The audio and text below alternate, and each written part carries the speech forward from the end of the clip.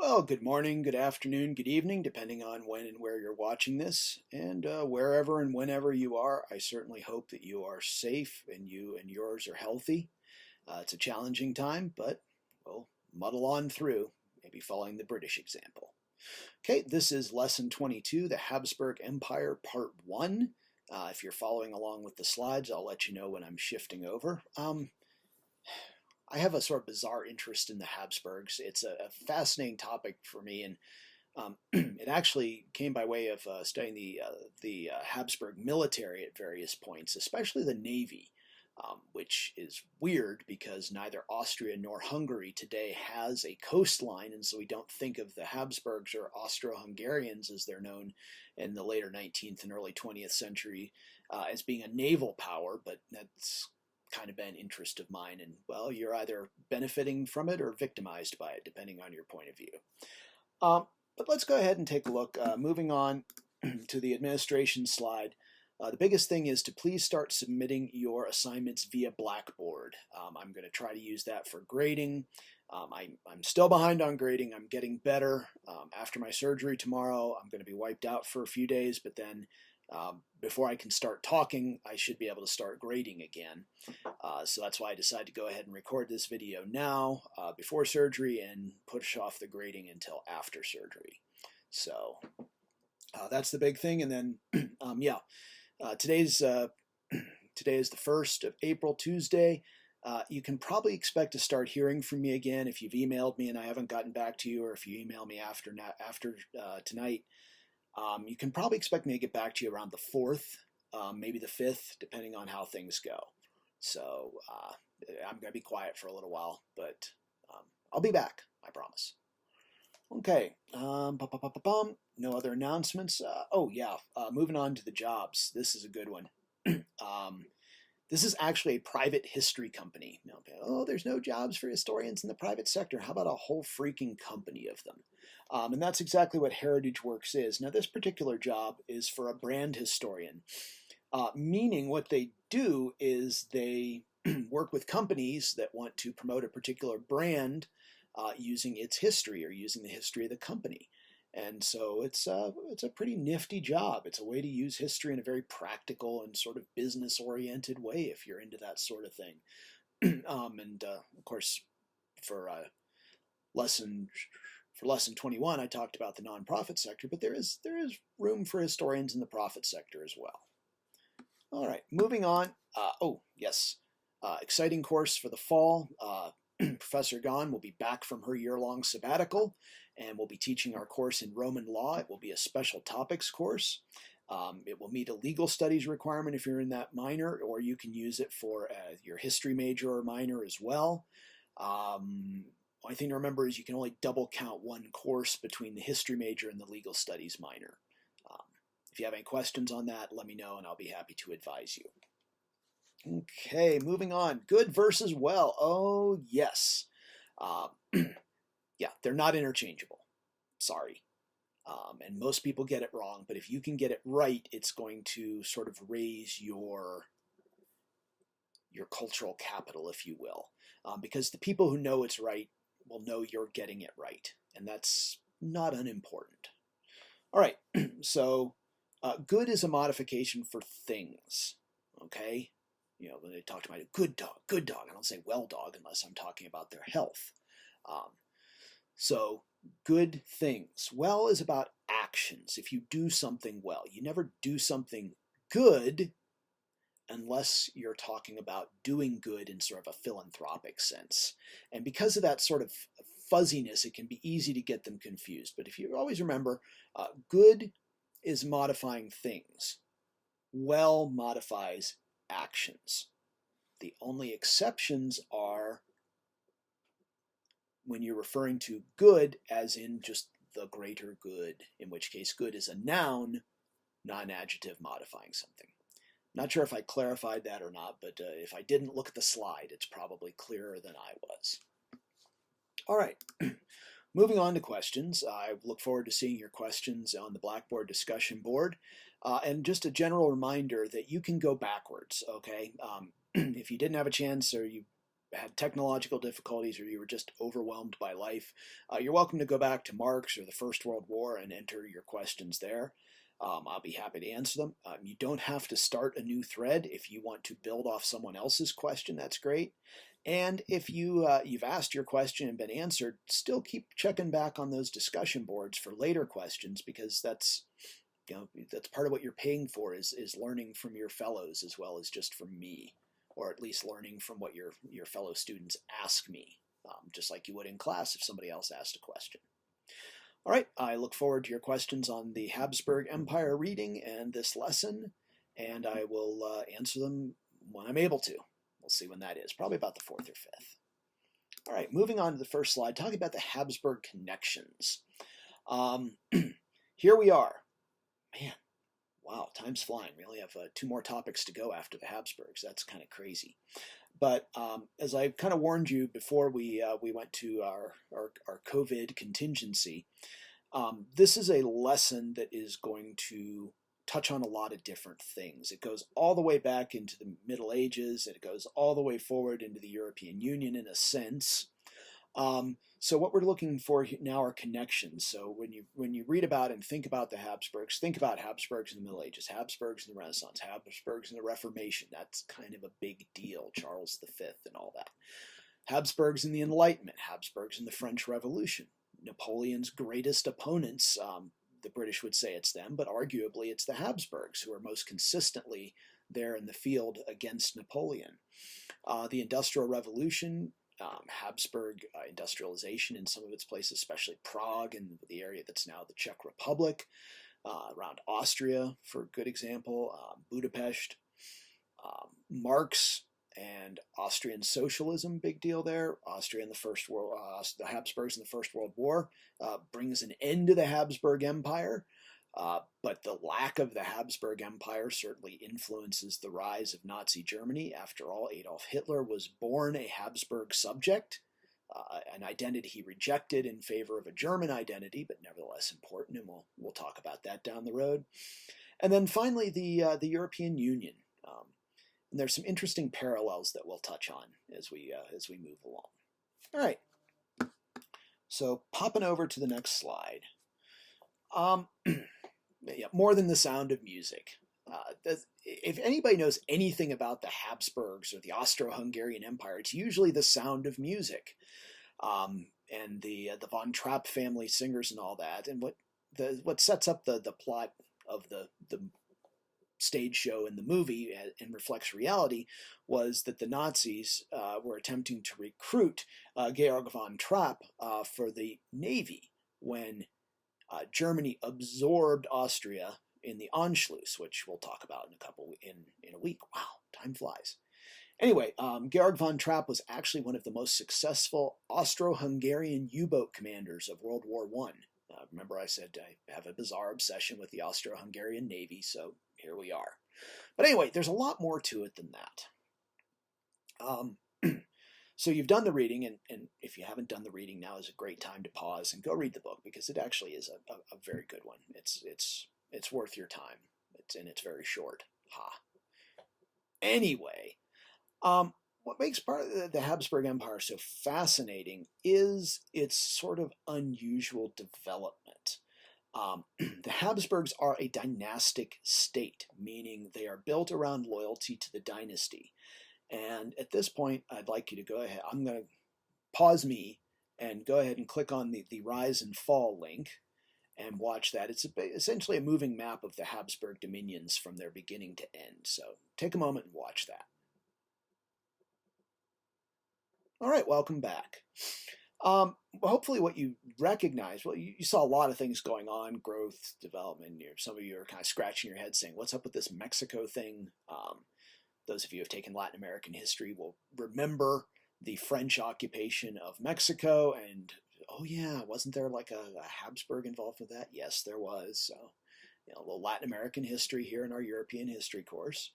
But what I hope you recognize is all those titles that were on the sides, and the fact that there were so many lines, so many borders within the Habsburg domains. And that's because the Habsburg Empire was a composite monarchy. The only thing that really held all the Habsburg dominions together was the Habsburg family. So there isn't until fairly late in Habsburg rule much of a state in many ways. Or rather, there are many states. Each one owes loyalty to the Habsburg ruler as their ruler, be it as a king or a prince or an archduke or a duke, all those at the same time. When I was in high school, my my AP European teacher, AP European history teacher, Mr. Hoza, talked about one assignment he had in graduate school, which was his class had to research all the titles of the Austro-Hungarian emperor, all the individual titles to land that that individual held. And when they were finished, they actually had 2 full typed single-spaced pages that were nothing but titles listing the various territories which the Habsburgs controlled. But they controlled them all individually. And what's sort of weird is, in most cases, there were slightly different rules for each of them. That's kind of hard to fathom, but it's true. So for each of these individual little states, and okay, the big ones, Hungary, Austria, okay, Bohemia, we can, okay, all right, we can get that. But even for those little teeny tiny ones, they all, at least theoretically, had individual relationships with the Habsburg ruler that operate under slightly different rules.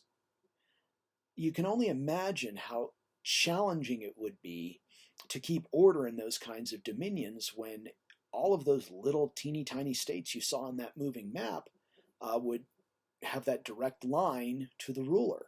It makes it very difficult to establish any sort of centrally controlled government, and throw in the the added fact that for much of the Habsburg dynasty's rule, they also held the title of Holy Roman Emperor, meaning that they controlled, at least in theory, territories within the Holy Roman Empire that were not Habsburg dominions, i.e. they were not family domains, they were not part of the Habsburg Empire, but the Holy Roman Emperor ruled them, who just happened to be a Habsburg. The other thing that's conditions the development of the Habsburgs is the fact that they're on the frontier. Now, we look at a map of Europe and we don't think of them as a frontier state because they're kind of smack dab in the middle, right? But the reality is that for most of Habsburg history, they were frontiers people. The frontier we're talking about is the frontier between the Ottoman Empire and the rest of Europe. The Ottoman Empire being the large Muslim empire growing out of Anatolia into the Balkans, taking over significant Balkan territory. Hungary is an Ottoman dominion for a considerable period of time. Vienna, the capital of Austria, is besieged by the Ottomans twice in 2 different centuries. So the Habsburgs' control of their territories is conditioned on their being the frontier protecting the rest of Europe from Ottoman expansion. So a lot of what happens in the Habsburg Empire, is conditioned by what's going on in the Ottoman Empire. When the Ottoman Empire is powerful, well organized, and expanding, then the Habsburgs are on the defensive, and a lot of their energy is going towards the southeast, where they need to hold off the Ottomans, and this means that they can be sometimes a little less engaged in what we would consider traditional European politics. At the same time, as the Ottoman Empire enters periods of decline or isn't as powerful, this either provides the Habsburgs an opportunity to turn their backs on the Ottoman Empire and engage with the rest of Europe, or it provides them opportunities to expand at Ottoman expense, taking over places like Hungary and Croatia and Bosnia at various points, expanding against the empire.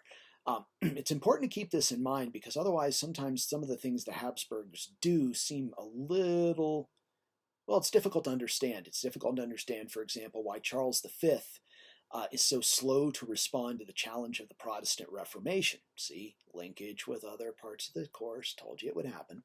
And a large part of it is because he has to be paying close attention to what's going on in the Ottoman Empire, and he needs to be putting some of his energy there, not just dealing with upstart monks like Martin Luther. The last thing I'll throw at you about the dynastic state is what I started with, or meant to start with, was the idea of marrying well. There's a, a couplet. It's in Latin, which I won't attempt to pronounce since Professor Gahn's not available. But the translation is, "Let others wage war, but thou, O happy Austria, marry. For those kingdoms which Mars gives to others, Venus gives to thee." That essentially means that a lot of the Habsburg territories came under the family's control not because they were conquered and incorporated into the Habsburg Empire, but because they were married into or inherited by the Habsburgs. It's an extremely fortunate dynasty, oh happy Austria, because Venus gave so much to them. And as you saw the growth in that map, again, it's not about always armies on the march. Often it's simply about advantageous, well-planned political marriages. And the Habsburgs really were good at those. Okay, so as we talk about the development of the Habsburg Empire as a dynastic state, now we need to start playing around with some other concepts. And one of these is the concept of the nation. Remember, we've talked about the nation as sort of an imaginary concept. That doesn't make it unreal, it just makes it imaginary. A nation is a group of people who say they're a nation, which seems self-referential, which it is, but whether a nation is based on ethnicity or religion or language or culture or history or a civic nationalism like we have in the United States, which is based on a shared set of political principles, there's no exact definition of it. And who's in the nation and who's out of the nation really depends on what people sort of agree on. Keep this in mind because it's going to be really important in understanding the rise of Nazi Germany. Foreshadowing. Okay, so if that's what the nation is, nationalism, is this idea that the people of the nation should all be gathered together in the same political entity, i.e. a state. This is where we get the composite concept of the nation state. In a perfect nation state, everybody who lives in the state, within the legal borders of the state, would be a member of the same nation. And everybody who's a member of that nation, that agreed upon imagined community, would be within the borders of that state. Now, we know that's not really how things operate in the real world all that often, but nevertheless, it's an ideal, and it's important to remember. Now, if you look at the Austrian Empire or the Habsburg Empire, empires are a little different. Empires are states where different groups of people are treated differently, and that's how they're organized and designed. So, and that makes perfect sense because we saw that the Habsburgs are a composite monarchy. All those itty-bitty little states have a direct relationship with the ruler, making the whole thing a composite put together. And that means that, by definition, the Habsburgs have to treat their subjects of these various regions differently because they came into the Habsburg possession under different rules at different times. And then imperialism, the idea of expanding the empire, has more limited, perhaps, application to the Habsburgs in the broader sense, with the exception of its brief, very brief, adventure in Mexico and a couple of trading outposts in East Asia. The Habsburgs don't really develop an overseas colonial empire, but their empire in Europe is expansionist. I said, as the Ottoman Empire went into periods of decline or periods of weakness, the Habsburgs would expand at their expense. Break.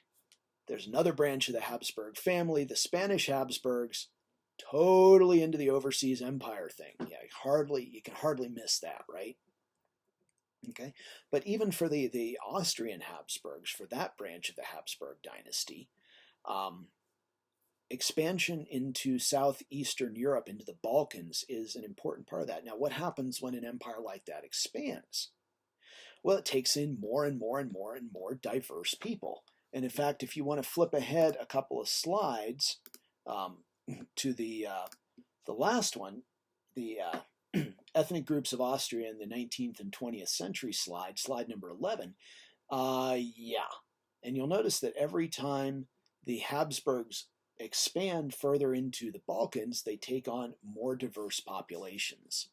So those diverse populations make the Habsburgs more and more an empire and more endangered by the rise of nationalism, because nationalism says that all those people should have their own states, not be part of this larger political entity under the Habsburgs.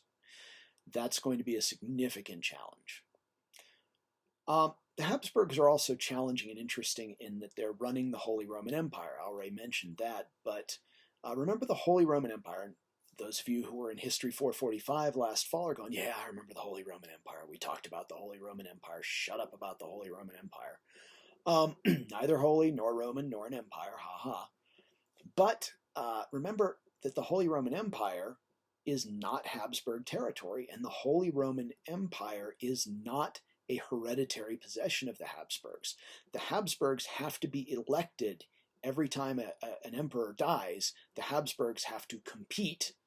Sometimes it's easy, sometimes it's challenging, have to compete to be elected Holy Roman Emperor again. Usually that means a lot of bribes.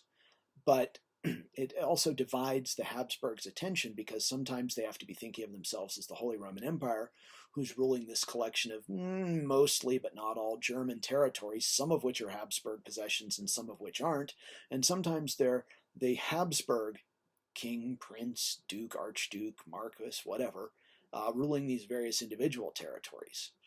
It only really gets cleared up with the Napoleonic War when the Holy Roman Empire is abolished and the Austrian emperor takes on that title of Austrian emperor. So that lasts until it becomes the Austro-Hungarian Empire, but I'm getting ahead of myself. All right, now would be a great time to take a quick break and watch the video clip, the Crash Course World History video on Charles V, who is probably the most successful Habsburg and also the Habsburg's biggest failure in its own sense. He certainly controlled more territory perhaps than any other human being had controlled since maybe Genghis Khan, all around the world in places that Genghis Khan had never even heard of. But at the same time, Charles V demonstrates that it's simply not possible to hold all that together, at least not in the early modern era with communications what they were. So go ahead and take a break and maybe get something to drink, relax a little bit, get a snack, and watch Charles V. Okay, welcome back. And now we're going to start talking about the concept of the dual monarchy. When I left off the story and you guys went to read about or learn about Charles V again, we had the Austrian Empire. Remember that the Holy Roman Empire had been abolished. Francis had taken the title of Austrian Emperor, basically to match Napoleon, who was now the Emperor of the French. And he had united all of his territories into the Austrian Empire. The Spanish Habsburgs having broken off a long time ago back with Charles V, who you're really familiar with at this point. Okay, and this is the system that predominated between the Napoleonic Wars and the middle of the 19th century, when we saw that rise of nationalism, increasing nationalism, especially in the Revolution of 1848. So go ahead and take a quick break and watch the dual monarchy video. Okay, I hope that proved useful. Essentially what we're talking about here, what happens is the Austrian Empire is divided into two, the Austrian Empire and the Kingdom of Hungary. Now, if you're thinking to yourself, I seem to remember there being a lot of people other than the Austrians and the Hungarians involved in this whole Habsburg dominions, and you're right. But the Magyars, the Hungarians, being the second most powerful group after the Germans, the ethnic Germans, the Austrians, were able to make their power felt and able to establish parity within the empire. This means that there's actually two governments. They're united in foreign policy, but they have separate parliaments, they have separate prime ministers, and separate budgets. This leads to some really funky kind of stuff going on, because most things, in order to get approval from both the Austrian and the Hungarian parliaments, need to be divided. For example, returning to my great interest in the Austro-Hungarian Navy, at one point the Navy decided it needed to build 4 dreadnought-type battleships. And, well, dreadnoughts are big, expensive ships. That's a lot of government money. That's a lot of government jobs. That's a lot of contracts. That's a lot of parts purchased. And of course, being the dual monarchy, everybody had to get a piece. Three of the dreadnoughts were built in Austrian shipyards, and yes, Austria has a coastline, but one had to be built in a Hungarian shipyard, which was actually not really equipped for the job of building a gigantic battleship like a dreadnought type ship. And so it had to be expanded, and the workers weren't as experienced with large shipbuilding, etc. So it was really inefficient. That one ship of the four ended up costing like 25% more than any other ship in the class. All four ships are identical, three built in Austria, one built in Hungary, and the Hungarian one is much more expensive just because of the inefficiencies. Now, as a taxpayer, you're probably saying, now, wait a minute, I want my government to buy its ships the most efficient way possible. No. It's going to be split to make sure the Austrians and the Hungarians get their piece of it. Now, if you're not Austrian and you're not Hungarian, you probably are a little unhappy with this arrangement, and justifiably so. And so many of the nationalities within the Habsburg dominions, within the Austro-Hungarian Empire now, are pushing for greater and greater autonomy. And what begins to emerge is the idea of maybe federalism, that the Austrians and the Hungarians would be joined by the other large groups within the Austro-Hungarian Empire, the Czechs, the Slovaks, the Poles, the Serbs, the Croatians, the Slovenians, the Bosnians, etc. And perhaps they could all have sort of their own states within a federal system. In fact, some reformers did look at the United States as a potential model for sort of a United States of Habsburg, maybe, something like that, but a different sort of model. And ironically, Archduke Franz Ferdinand, whose assassination proves the triggering event for World War I, was at least rumored to be leaning in this direction. And part of the reason that he was targeted for assassination by the Black Hand, by this Serbian extremist group, was the fear that if he became the emperor and moved the empire in this direction of federalism, if he moved towards giving the various nations of the Habsburg Empire more autonomy and more say, then it would possibly undercut the idea that all the Serbs needed to be in a Serbian state, that the Serbs living within the Habsburg Empire might decide they had a better deal within a federal Habsburg Empire than they would becoming part of the independent nation state of Serbia. And that's what made Archduke Franz Ferdinand such a likely target for the Black Hand. Why more steps were not taken in this direction, why it remained in the realm of theory, really has a lot to do with the Hungarians. Having won their rights from the Austrians and gained their equality with the Austrians, they weren't eager to share. If you look at the, there you go, the first map there, the growth of the Habsburg dominions, a lot of what later becomes Hungary isn't populated by Hungarians. Okay, and then if you roll on to that third map, the ethnic groups of Austria in the 19th and 20th century, you can see the dotted lines there. You can actually make out the the border between Austria and Hungary, and you'll note that most of Hungary is not really inhabited by Hungarians, including that part that's mainly inhabited by Croats, that gives the Kingdom of Hungary its outlet to the Adriatic Sea. You've got a lot of Romanians in there. You've got a fair number of Ukrainians, Slovaks, a lot of people who are part of Hungary who aren't Hungarians, and the Hungarians who are ruling the Kingdom of Hungary within the dual monarchy, are not interested in sharing power with those other groups and diluting their own influence. If it hadn't been for World War I, that's one of the sort of fascinating questions. What might have happened? How might things have been different if the Habsburgs had indeed began to move towards a more federal system? And in fact, some people have looked at sort of an idealized version of the Austro-Hungarian Empire that had evolved into a federal system as sort of a model for the European Union. See, told you there were connections. But of course, that's counterfactual. World War I did indeed happen, and it drove the Austro-Hungarian Empire to collapse. It is worth noting that, at least for the early part of the war, the Austro-Hungarian armed forces served loyally, and the argument that many had that nationalism would tear the Austro-Hungarian Empire apart didn't hold up until the strains of war had been in place for a couple of years. So as the Austro-Hungarian Empire was weakened by blockade, by lack of trade, by military losses, well, then things fell apart. So at the end of the Austro-Hungarian Empire, which your dual monarchy video covered, what's left in southeastern Europe is a collection of small states.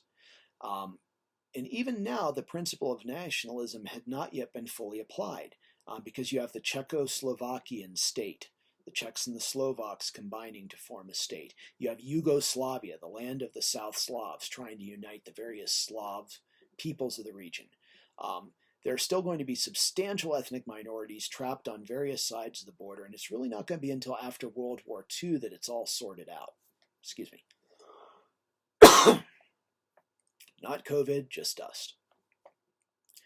So that brings to an end the Austro-Hungarian Empire. It ends the Habsburg dynasty. But I did include two kind of sort of fun videos there at the end. These are optional, but if you want to take a look, the first one is about the Habsburgs today, and it's a short video about various dynasties that are still around. There is still a von Habsburg out there. The Habsburg family has renounced all royal or imperial claims to the thrones, but they didn't just die, so they're still there.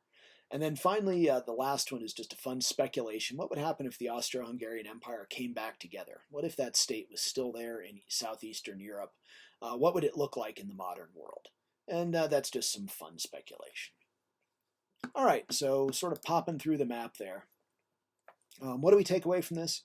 The Habsburg Empire was Europe's longest-lived and most successful dynastic state.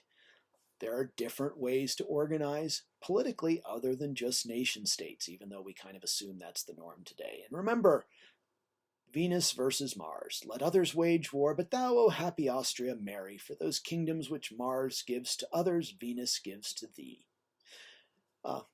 It's a nicer way to build an empire maybe than conquering stuff, though the Habsburgs did some of that too. The ultimate collapse of the empire under the stresses of the Great War doesn't invalidate its success in coping with European transformations over the centuries. I mean, that's a pretty good run, starting in the 900s and going until the 1900s. That's not bad. That's fairly impressive, actually. And for many, an idealized version of the Habsburg Empire serves as a model for present and future European integration. Again, idealized. What if the Habsburg Empire had not fallen in World War I? What if the war hadn't happened? Would it have developed into something federal? Well, we just don't have any way of knowing, but it's an interesting speculation, and it does inspire some people today, perhaps reinforced by the fact that the Habsburg family, no longer royal, no longer imperial, but the Habsburg family have been some pretty outspoken spokespersons for the idea of a united Europe. All right, so yes, I allowed my interest in the Austro-Hungarian military to dominate my choices of recommended readings, but that doesn't mean they're not good. István Diák's Beyond Nationalism, A Social and Political History of the Habsburg Officer Corps. Well, that just kind of lays it out right there, huh? Beyond nationalism, saying that there is a spirit, there is a loyalty to the dynasty that is holding this organization together long into what we would consider the age of nationalism. Gunther Rothenberg's The Army of Francis Joseph is an excellent study of the Habsburg army, Napoleon's great adversary that's constantly in the field and does occasionally win battles. Flip back a few slides and I have an example of that. And then finally, Lawrence Sondhaus, The Naval Policy of Austria-Hungary, 1867 to 1918, Navalism, Industrial Development, and the Politics of Dualism.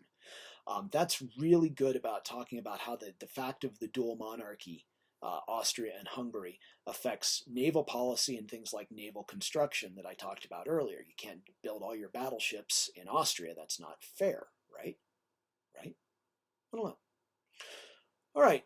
Well, I look forward to, when I'm back, seeing your comments and questions on Blackboard. I will definitely be back up on Blackboard before I'm back up on video. But until then, until next week, Stay safe, take care of you and your family, follow the guidelines put down by our public health and medical professionals, and do your best, and we'll get through this. Talk to you later.